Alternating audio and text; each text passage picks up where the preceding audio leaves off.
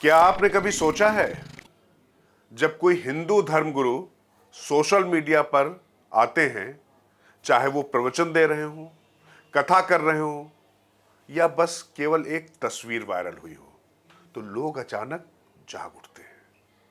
ये बाबा कौन है? अरे ये कितनी महंगी जैकेट पहनता है, कितना पैसा खा रहा है। और उधर किसी मौलवी की एसयूवी में घूमती फोटो या फिर किसी चर्च के फादर की विदेशी फंडिंग। सब खामोश। सवाल उठता है, क्यों हर बार सिर्फ भगवा निशाने पर होता है? नमस्कार, मैं हूं राजकिशोर। जब भगवा बोले तो बवाल तय। उदाहरण लीजिए, बाबा बागेश्वर के नाम से सुप्रसिद्ध धीरेंद्र शास्त्री गाहे बाहे अपने बयानों के लिए, अपने अंदाज के लिए, जो उनकी झाड़ फूक वाली प्रणाली है उसको लेकर चर्चा में रहते हैं। अब क्या हुआ? एक जैकेट पहन ली, चश्मा लगा लिया और ऑस्ट्रेलिया में कथा करने चले गए। प्राइवेट जेट से चले गए। ट्रोलर्स बोले, ये कौन सा सन्यासी है जो गुची का चश्मा पहनता है? लेकिन सच क्या है? एक जैकेट पहनी जिसकी कीमत 60,000 रुपए बताई गई। शास्त्री ने खुद जवाब दिया, ये किसी भक्त ने भेजा है और अगर तुमको जलन है तो कल मैं 1.25 लाख वाली जैकेट पहनूंगा। बागेश्वर बाबा का ये अपना अंदाज है। और यह भी कह डाला, कथा से जो पैसा आता है ना, वो कैंसर हॉस्पिटल में जाता है, अपने ऐशो आराम में नहीं। अब आप सोचिए, क्या कोई मौलवी साहब इतनी सी चीज के लिए नेशनल आउटरीच में आते हैं? क्या किसी पादरी के ब्रांडेड कपड़ों पर प्राइम टाइम चलते हुए देखा है? तो प्रश्न यह है कि बाकी धर्मों के गुरु इम्यूनिटी में क्यों? उदाहरण के लिए केरल का मामला ले लीजिए।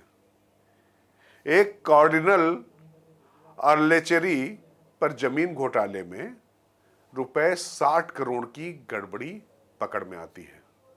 चर्च के अंदर ही बगावत हो जाती है, लेकिन नेशनल मीडिया शांत।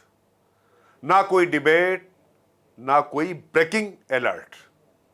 और मौलवी, देश के कई हिस्सों में बड़े धार्मिक नेता विदेश यात्राएं करते हैं, दुबई, मलेशिया, तुर्की, ईरान, लेकिन कोई नहीं पूछता टिकट किसने दिया,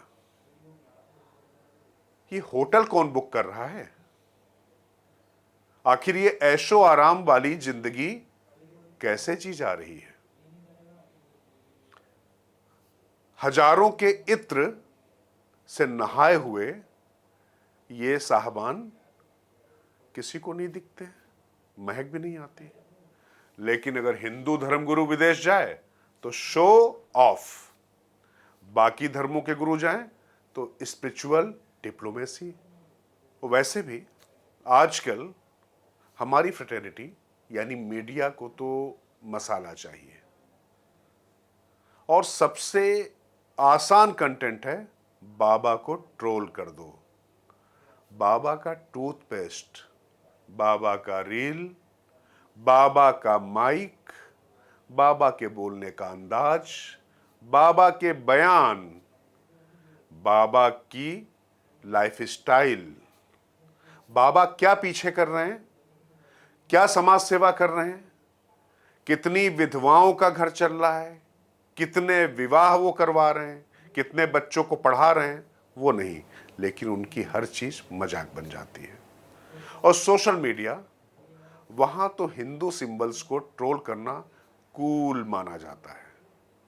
कभी सोचिए, एक कार्टून बना जो किसी मौलवी साहब की टोपी पर कटाक्ष करता हो, या किसी चर्च के पादरी को मेमे में दिखाया गया हो, नहीं ना, क्योंकि बैकलैश का डर है।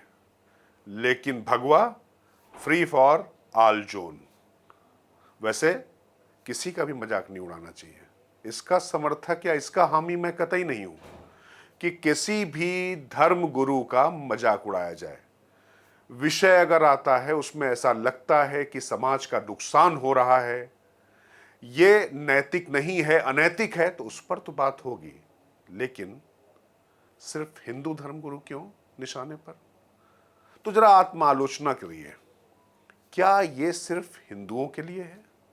हमने आसाराम के मामले में लाउड प्रोटेस्ट देखा, राम रहीम के मामले में कैंडल मार्च हुए, लेकिन क्या आपने किसी चर्च फादर के खिलाफ पब्लिक आउटरीच देखा?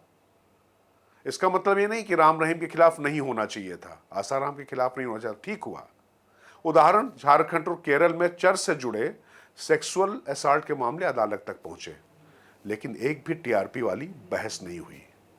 हिंदू समाज ने अपने दोषियों को बाहर निकाला, क्योंकि हिंदुत्व इस तरीके की अनैतिकता को ना बर्दाश्त करता है, और जब भगवा कपड़े में आप हैं तो उसके बाद आपसे अपेक्षाएं ज्यादा होती हैं।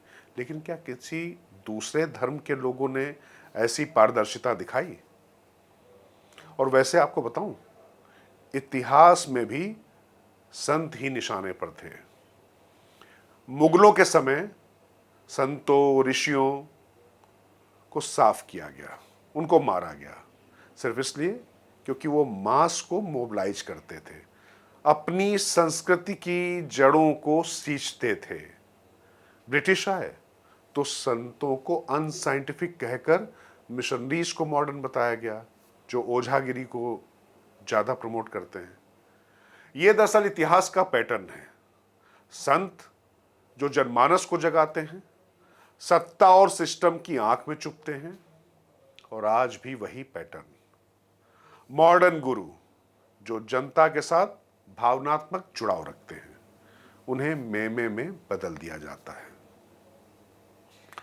वैसे मॉडर्न गुरु वर्सेस सेलिब्रिटी, जरा इसको थोड़ा सा देखिए, इसका तुलनात्मक अध्ययन करिए। क्या मॉडर्न समय में संतों को डिजिटल टूल्स नहीं अपनाने चाहिए?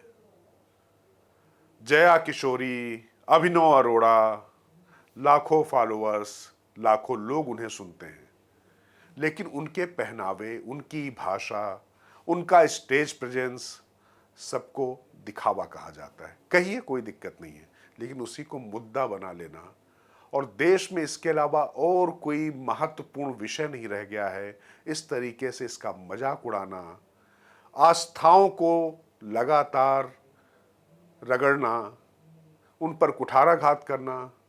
पर जैसे जय शेट्टी जैसे विदेशी स्पिरिचुअल इन्फ्लुएंसर्स वही बात कहें, इंस्टाग्राम पर रील्स चलाएं, तो दुनिया वाह वाह करती है, क्योंकि वो सैफरन यानी भगवा नहीं हूं। तो बात यह है कि सवाल सब पर हो, भगवा पर ही क्यों बवाल? सवाल पूछना जरूरी है, लेकिन सवाल सबसे हो। एक बाबा की गलती से पूरा सनातन दोषी नहीं हो जाता, और साइलेंस कहीं भी हो वहां भी सवाल उठने चाहिए। इसलिए हुजूर, अगली बार जब किसी भगवा चोले को ट्रोल करने का मन हो तो एक बार सोचिएगा, क्या आपके अंदर इतना ही गुस्सा दूसरे धर्मों के दोषियों के लिए भी है?